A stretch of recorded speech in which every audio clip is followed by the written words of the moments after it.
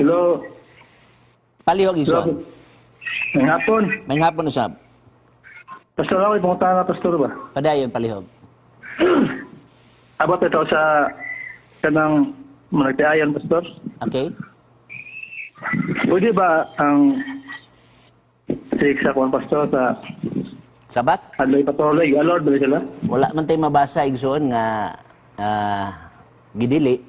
Wa sad tay mabasa nga giugihan. So ang Bible is silent. When the Bible is silent, dili ta maghimog theology ana. Wala tay stand ana igsoon. O gihana nga mga punto ha. Pero kung imong tanaw ng Exodus Kapitulo 20, unom ka adlaw magbuhat ka, buhaton nimo ang tanan buluhaton. Kana nga word nga magbuhata sa English na sa King James Version, shalt thou labor. Kanang word nga labor, buot pasabot mo income ka. Unsa man ang mga butang mo income ka? Farming mo income man ka ana. Employment mo income man ka ni ana. Tanan nga ga-income ka, imo na siyang likayan. Okay? So mo nang Exodus Kapitulo 20.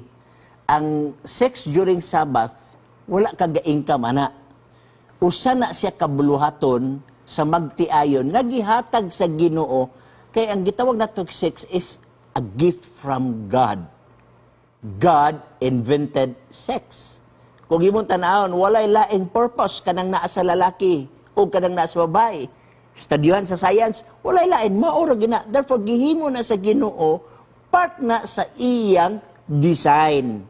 Okay? O wala man tag-income ana, magtiayon man na nga trabaho. So kung silent gani ang Bible, kinahanglan dili ta maghimo og theology nga sala. Okay? Panay Dixon, follow up. Sige, pastor, ganang. Laila, pumunta na, pastor. Go.